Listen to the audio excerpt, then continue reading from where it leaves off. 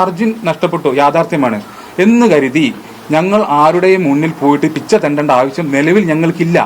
അത് ഈ വ്യക്തി മനസ്സിലാക്കേണ്ട കാര്യം നിങ്ങൾ വിനീതമായി അഭ്യർത്ഥിക്കുകയാണ്. ഇങ്ങനത്തെ കാര്യങ്ങൾ നിങ്ങൾ മനസ്സിലാക്കണം. അങ്ങനത്തെ ഒരു സാഹചര്യം നിലവിൽ ഇവിടെ ഇല്ല. ഞാൻ ജോലിക്ക് പോകുന്നുണ്ട്, സഹോദരങ്ങൾ ജോലിക്ക് പോകുന്നുണ്ട്, കൃഷ്ണപ്രിയക്ക് ജോലിയായിട്ടുണ്ട്. ഇവരൊക്കെ നോക്കൂ, അറിയുന്ന ആൾക്കാരൊക്കെ ചോദിക്കുക, ഇവന് 75,000 രൂപ കിട്ടിയിട്ട് നിങ്ങൾ എന്താ ചെയ്യുന്നത്? ഇത്രയും ദാരിദ്ര്യത്തിൽ പിന്നെ എങ്ങനെ കടന്നു? നോക്കൂ, ആ തരത്തിൽ ഇതൊക്കെ നമുക്ക് നമ്മുടെ കൂടെ നിൽക്കുന്ന ആൾക്കാരാണ് ഇവരോടൊക്കെ ചോദിക്കുന്നത്. എന്നോടായാലും അഞ്ജുവിനോടായാലും അഭിജിത്തിനോടും കൃഷ്ണപ്രിയ ഇവരൊക്കെ നോക്കൂ എത്രത്തോളം മാനസിക സമ്മർദ്ദത്തിലൂടെ കടന്നു പോകുന്നു. മറ്റൊരാളുടെ മുന്നിൽ നോക്കാൻ പറ്റാത്ത അവസ്ഥയായി.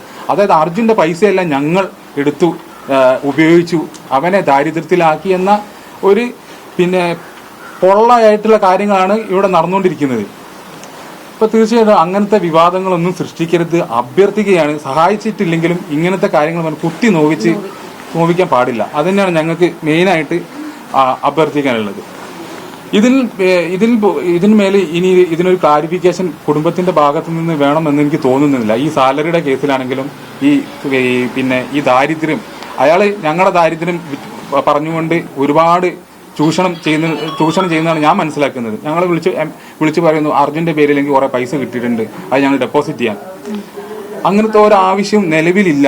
അതാണ് ഞാൻ പറഞ്ഞത്. അർജുന് വൈഫിനാണെങ്കിലും മോനാണെങ്കിലും ജീവിക്കാനുള്ള സാഹചര്യം നിലവിൽ ഇവിടുത്തെ സംവിധാനങ്ങൾ ഒരുക്കി കൊടുത്തിട്ടുണ്ട്.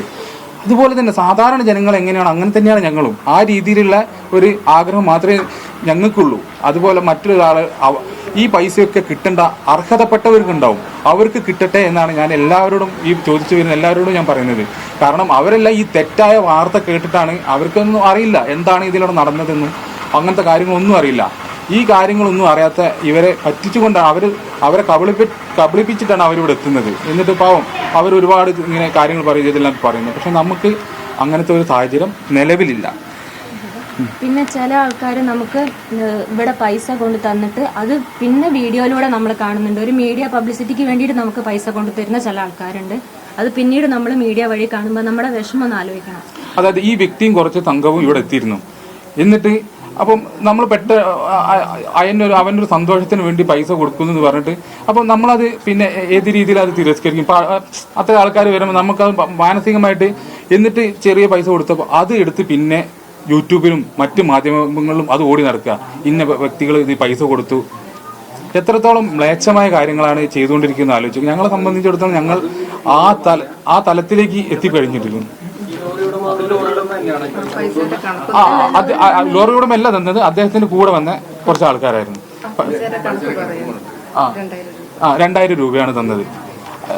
ഇതെല്ലാം ഓപ്പൺ ആയിട്ട് പറയാൻ കാരണം ഇതിൽ കളങ്കമില്ല, ഞങ്ങൾ ഒന്നും ആഗ്രഹിക്കുന്നില്ല എന്ന് പൊതുസമൂഹത്തിനെ ബോധ്യപ്പെടുത്താൻ വേണ്ടി മാത്രമാണ് ഇത് പറയുന്നത്.